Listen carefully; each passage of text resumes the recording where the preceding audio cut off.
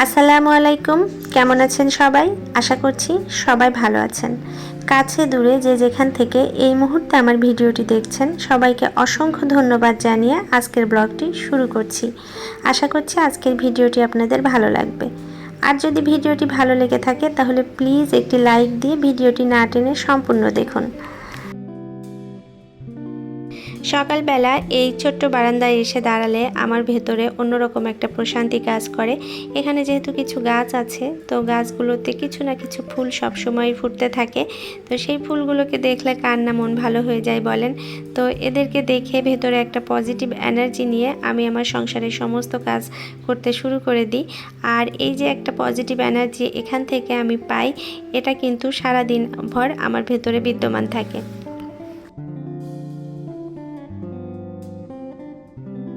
সকালবেলা ওঠার সাথে সাথে যে আমি কাজ শুরু করে দিব তা কিন্তু আমি পারি না। আমি কিছু সময় হাঁটাহাঁটি করি, এই যে বারান্দায় এসে দাঁড়াই, কিছু সময় বাইরের দিকে একটু তাকিয়ে থাকি। এগুলো দেখার পরে একটু ফ্রেশ লাগে, তখন আমি কাজ শুরু করতে পারি। তাছাড়া আমার দ্বারা সম্ভব হয় না। আর সপ্তাহে 2টা দিন আমি একটু বাইরে হাঁটতেও যাই, শুক্র শনি, যে 2টা দিন প্রয়াসের আসলে সকালবেলা ওঠার কোনো ব্যাপার থাকে না, প্রয়াসের বাবাও একটু দেরি করে যায়। সেই 2টা দিন আমি একটু সকালে হেঁটে আসার চেষ্টা করি, তারপরে এসে কাজ শুরু করি। তো আজকে যেহেতু হাঁটার দিন না, সেক্ষেত্রে আমি প্রথমে প্রথির জন্য খাবার বসিয়ে দিয়েছি। আর প্রথিকে একটু নুডলস রান্না করে দেবো, সেটা রাইস কুকারে বসিয়ে দিয়েছি। এখন প্রয়াসের জন্য আমি ওটসের যে ডিম ভাজিটা করে দিই সেটাই করে দেব। ও আসলে ম্যাক্সিমাম দিন এই খাবারটা খেতে চাই। এটা যেমন টেস্টি সেরকম স্বাস্থ্যকরও, আর খেতে চাইলে এই জন্য আমি আর না করি না, এই খাবারটাই দিয়ে দিই, যেহেতু ডিমটা শরীরে যাওয়া দরকার। আর ও সেদ্ধ বা অন্য কোনোভাবে দিলে খেতে চায় না ডিমটা। এভাবে ভেজে দিলে বেশ ভালো মতো খায় বা পছন্দ করে খেতে, এক কথায় আর কি। সে কারণে আমি এভাবেই ভেজে দিই। এই মুহূর্ত পর্যন্ত যদি কেউ আমার ভিডিওটি দেখে থাকেন তাহলে প্লিজ ভিডিওতে একটি লাইক দিয়ে দিবেন। আর যদি ভিডিওটি কোনো কারণে ভালো লেগে যায় তাহলে চ্যানেলটি সাবস্ক্রাইব করে আমার সাথেই থাকবেন। সাবস্ক্রাইব করে পাশে থাকা বেল বাটনে প্রেস করে রাখবেন, যেন আমি ভিডিও দেওয়া মাত্রই আপনাদের কাছে নোটিফিকেশন চলে যায়। প্রয়াসকে খাবার দিয়ে দিয়েছি আর প্রতির খাবারটাও হয়ে গেছে, এ কারণে একটু নামিয়ে নিয়ে ঠান্ডা করার জন্য রেখে দিলাম। আর বাকি কাজ শুরু করার আগে মাছটা প্রথমে আমি ভিজিয়ে দিলাম। আজকে আমি মাছ রান্না করব, তো যেহেতু ভেজার একটা বিষয় আছে এই কারণে একটু আগে ভিজিয়ে দিলাম। আর এখন আমি নিজের জন্য একটু গরম পানি করে নিব। আসলে লেবু পানি খেলে কেন যেন অ্যাসিডিটি হচ্ছে অনেক বেশি, এ কারণে আমি শুধুমাত্র গরম পানিটাই খাবো এখন।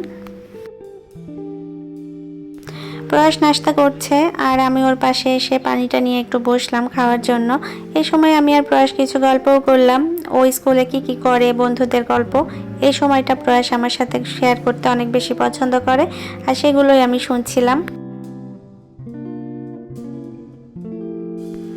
এখানে একটু সরিষার তেল আমি গরম করে রাখছি। এই তেলটা আমি একটা অন্য কাজে ব্যবহার করব, খুব বেশি গরম করব না, হালকা একটু গরম করে রেখে দিব। রান্নাবান্না শুরুর আগে আজকে ভাবলাম প্রয়াসের টিফিনটা রেডি করে রাখি। রান্নার মাঝখানে টিফিন বানাতে গেলে কেন যেন খুব হজবরল হয়ে যায়, এলোমেলো লাগে আমার কাছে। তো এই কারণে টিফিনটা আগে রেডি করে নিচ্ছি। তো প্রয়াসকে আজকে বানিয়ে দিব প্যানকেক। এই কারণে আমি একটা ডিমের সাথে 3 টেবিল চামচ চিনি দিয়েছি আর 2 টেবিল চামচ সয়াবিন তেল দিয়ে একটু মিশিয়ে নিলাম ভালো মতো। একটু সাদা হয়ে আসার পরে এখানে আমি 2 টেবিল চামচ গুঁড়া দুধ একটু পানি দিয়ে গুলিয়ে দিয়ে দিয়েছি, আর সেটাই এখন ভালো করে মিশিয়ে নিচ্ছি।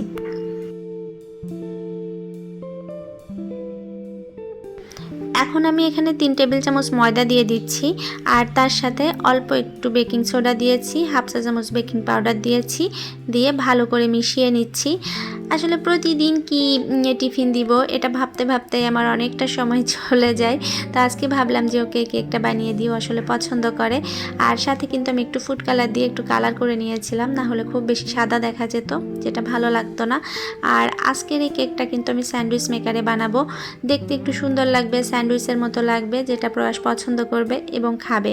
প্রয়াস একটু বড় হয়ে গিয়েছে, ক্লাস 6-এ পড়ে, কিন্তু তারপরেও কেন যেন ওর কিছু কিছু জিনিসে বাচ্চা মানুষের মতো অবস্থা। ও দেখতে পছন্দ না হলে সে জিনিসটা খায় না। তো ভাবলাম যে প্যানকেক তো প্রায় বানিয়ে দিই, তার থেকে আজকে স্যান্ডউইচ মেকারে বানিয়ে দিই, দেখি পছন্দ করে কিনা। তো হ্যাঁ, প্রয়াসের অনেক বেশি পছন্দ হয়েছে। পরবর্তীতে যখন টিফিনটা আমি দিয়েছি, আর এই তো আমি মাত্র 3 মিনিট রেখেছিলাম এখানে। আর এই স্যান্ডউইচ মেকারটা আমি যখন চালু করেছি বা ব্যাটার দেওয়ার আগে 1 মিনিট প্রিহিট করে নিয়েছিলাম। তারপরে অয়েল ব্রাশ করে আমি ব্যাটারটা দিয়ে 3 মিনিট রেখেছিলাম। তারপরে এই যে কেকটা সুন্দর মতো হয়ে গিয়েছে। যে কোনো কাজই যদি একটু প্ল্যান মাফিক করা যায় তাহলে কিন্তু কাজটা দ্রুত হয় আর কষ্টটাও কম হয়। তো একটা কাজ করতে করতে যদি সম্ভব হয় আরেকটা কাজের প্রিপারেশন যদি নিয়ে রাখা হয় তাহলে কিন্তু ইজিলি কাজটা হয়ে যায়, অতটা কষ্ট আর হয় না। যেমন আমি স্যান্ডউইচ মেকারে যখন কেকটা ছিল সেই ফাঁকে মাছটা ধুয়ে লবণ হলুদ মাখিয়ে রেখেছিলাম। এখন কিন্তু প্রয়াসকে বিদায় দেওয়ার পরে আমি এসে জাস্ট মাছটা ভাজতে বসিয়ে দিয়েছি। আমার আর মাছ ধোয়ার জন্য এক্সট্রা সময় ব্যয় করতে হয়নি। তো এভাবেই যদি একটার পর একটা কাজ একটু গুছিয়ে করা যায় তাহলে কিন্তু কাজ করা খুব সহজ হয়ে যায়। তো মাছটাকে আমি অন্য চুলায় ট্রান্সফার করে এখন এখানে আমি এঁচড় রান্না করব। এই জন্য কিছু কাঁঠাল নিয়ে নিয়েছি। আমরা আসলে এটাকে এঁচড়ই বলি, জানি না কে কী বলেন। যদি অন্য কিছু বলে থাকেন তাহলে কমেন্টের মাধ্যমে জানিয়েন। আর এখানে আমি পেঁয়াজ রসুন আর কাঁচামরিচ থেতো করে দিয়েছি, লবণ দিয়ে দিয়েছি, আর এখানে তেজপাতা দারুচিনি হলুদ আর একটু আস্ত জিরা দিয়েছি। আজকে আমি এটা এভাবেই রান্না করছি, পানি দিয়ে দিয়ে এখন সেদ্ধ করব। তো অন্য সময় কিন্তু আমি অন্যভাবেও রান্না করি, যেমন মাংসের মতো মশলা কষিয়েও কখনো রান্না করি, কখনো নারকেল দুধে রান্না করি, কখনো চিংড়ি দিয়ে রান্না করি। তো যদি কখনো ওভাবে করি সেগুলো আপনাদের সাথে একসময় শেয়ার করব। আর এই যে আমি তেলটা একটু গরম করে ঠান্ডা হতে রেখেছিলাম, সেই তেলটা এখন আমি আচারে দিয়ে দিচ্ছি। আসলে এই আচারটা আমি অনেক দিন আগে বানিয়েছিলাম, কিন্তু মাঝে মাঝে খাওয়া হচ্ছে তো তেলটাই খাওয়া হয়ে গিয়েছে। আচারে হালকা একটু ছত্রাক পড়ার ভাব চলে এসেছিল, তো সে কারণে সেটা মুছে সুন্দর করে এখন আমি তেলটা গরম করে আবার ফিল আপ করে দিলাম, যেন ছত্রাকটা আর পড়তে না পারে।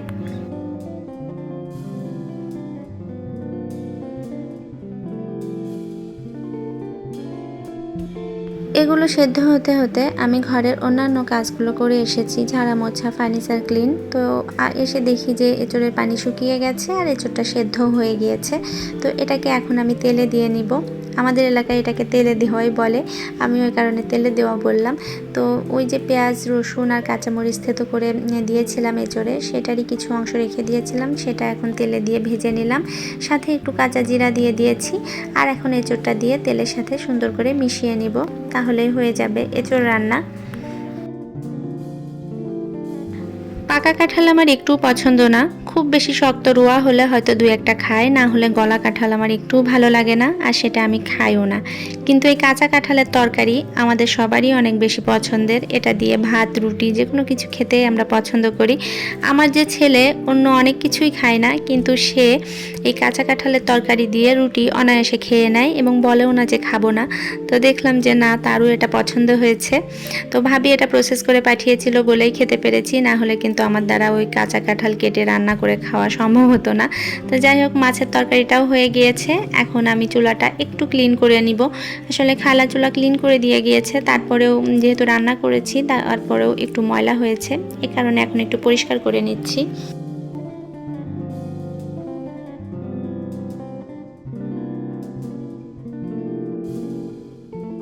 রান্নাবান্না শেষ হয়ে গিয়েছে, আর গোসলের আগে ভাবলাম প্রয়াসের টেবিলটা একটু গুছিয়ে দিই, কারণ প্রয়াস নিজে নিজে গুছিয়ে রেখেছে এবং খুব বেশি ভালো করে যে গুছিয়ে রেখেছে তা না, এলোমেলো করে রেখেছে।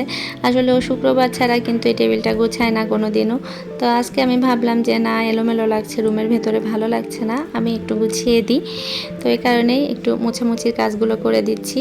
আর এই যে প্রয়াসের খাজানা, প্রয়াসের খাজানা এটা, যেখানে যে টাকা পাই বা সালামি থেকে শুরু করে যখন যে যেটা দিয়েছে এর ভেতরে আছে। আমি কারণে বলি এটা প্রয়াসের খাজানা, এর ভেতরে যা আছে তা মোটামুটি ভালো পরিমাণে সে জমিয়েছে। যদি জিজ্ঞেস করি কি করবা, সে বলে যে তোমার ইচ্ছা, তুমি কি করবা। মানে ওর টাকা আমি কি করব ও সেটা আমাকে মানে ডিসাইড করতে বলে। তো তো আমি বলেছি ঠিক আছে তুমি এটা আরও জমাতে থাকো, যখন আর এর ভেতরে কোনো টাকা ঢোকানো যাবে না তখন এটা ভেঙে দেখা যাক কি করা যায়, সেটা তখন ডিসিশন নেওয়া যাবে। এখন আর কিছু বলছি না তোমাকে, থাক এটা এভাবেই। তো এই কারণে ওভাবেই আছে। আর এই যে ম্যাগাজিনটা প্রয়াসের কিন্তু অনেক বেশি পছন্দ, এটা তার স্কুল থেকে বেরিয়েছিল।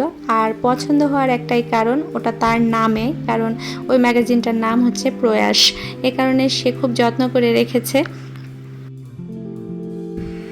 প্রয়াসের এই টেবিলটা বেশ পুরনো আর ফেডও হয়ে গেছে কিছু কিছু জায়গায়। তো আমি ওকে ইচ্ছা করে কিন্তু টেবিলটা কিনে দেই না, কারণ এটা নামমাত্র ওর পড়ার টেবিল। ও যা পড়াশোনা করার সব ডাইনিংয়ে বসে করে, কারণ এখানে একা পড়তে নাকি ওর ভয় লাগে।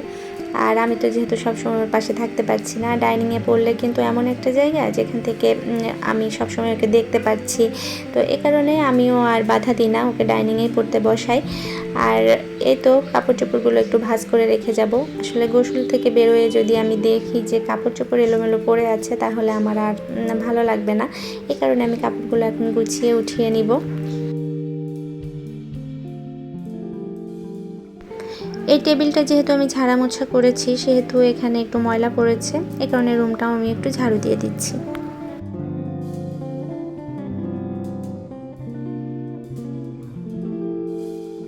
এখন বিকেলবেলা আসরের পরের সময়। আর আগামীকাল যেহেতু আমার ডাল ভাজি ভর্তা এগুলো খাওয়ার দিন, তো এ কারণে আমি ভাজিটাই আগে কেটে রাখলাম, কারণ ভাজি কাটাকাটি করতে অনেক বেশি সময় চলে যায়। আর নর্মালি কিন্তু এই কাজগুলো আমি সন্ধ্যার দিকে করে রাখি, কিন্তু আজকে ভাবলাম প্রতি ঘুমাচ্ছে যেহেতু, এই সুযোগে আমি কাজটা করে রাখি, কারণ সন্ধ্যায় আমার আরও কিছু কাজ আছে। ওই যে বললাম যে সন্ধ্যায় একটু কাজ আছে, সেই কাজটাই এখন শুরু করেছি। মাগরিবের নামাজের পরে আমি কিছু রুটি বানানোর জন্য চলে এসেছি। আসলে আমার যে ফ্রোজেন করা রুটি থাকে, সেই রুটি সব শেষ হয়ে গিয়েছে, তো রুটি এই কারণে বানাচ্ছি। রুটি বানানো থাকলে কিন্তু সকালে অনেকটা নিশ্চিন্তে থাকা যায়, যে উঠে জাস্ট সেঁকে নিলেই হয়ে যাবে। কিন্তু রুটি বানানো না থাকলে তখন আবার নতুন করে কোনো কিছু তৈরি করার একটা টেনশন মাথায় নিয়ে ঘুম থেকে উঠতে হয়। এই কারণেই রুটিগুলো বানিয়ে রাখি। আবার আমার আরেকটা সুবিধা আছে যে রুটি বানিয়ে রাখলে প্রয়াসের বাবা খেয়ে যেতে পারেন। উনি হয়তো যদি খুব সকালে বের হয় তাহলে আর আমাকে ডাকে না, দেখা যাচ্ছে যে নিজেই দু একটা সেঁকে খেয়ে চলে যায়। তো এই সুবিধার কারণেই আমি রুটিগুলো বানিয়ে রাখি। আজকের আটাটা কিন্তু আমি ওইভাবে সেদ্ধ করিনি, আমি শুধুমাত্র গরম পানি দিয়ে নাড়াচাড়া করে মাখিয়ে নিয়েছি। আর ওইভাবে সেদ্ধ করতে গেলে কেন যেন আমার কাছে খুব বেশি ঝামেলা লাগে, তো এই কারণে আমি এইভাবে করে নিয়েছি। আর এভাবে করাতেও যে খুব বেশি খারাপ হয়েছে তা না, এটা কিন্তু সেদ্ধ রুটির মতোই হয়েছে। একটা করে কাগজ আর একটা করে রুটি দিয়ে আমি এখন রুটিগুলো ফ্রোজেন করে নেব। নর্মালি মানুষ যেভাবে ফ্রোজেন করে সেভাবেই করব। আর এই পলিথিন আমি এর আগে জোগাড় করেছিলাম, ওয়াটার কালার যে মোটা কাগজ আছে র্যাক্সিন টাইপের, ওইগুলো কিনে নিয়ে এসে রাখতাম, কিন্তু ওগুলো আমার কাছে তেরা বেঁকা হয়ে যেত, কাটার সময় সুন্দর মতো সাইজ করতে পারছিলাম না।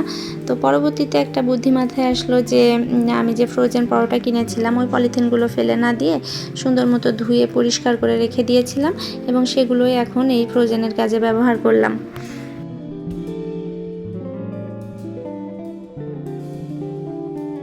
সন্ধ্যায় এই সমস্ত কাজকর্ম যদি গুছিয়ে রাখা যায়, তাহলে কিন্তু পরবর্তী দিনের সকালটা খুব ভালো মতো শুরু হয়।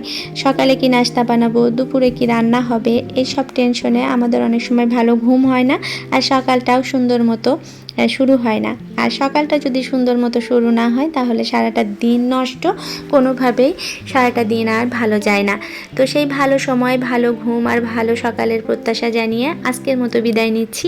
দেখা হবে নতুন কোনো ভিডিওতে। ততক্ষণ পর্যন্ত ভালো থাকুন, সুস্থ থাকুন। আসসালামু আলাইকুম।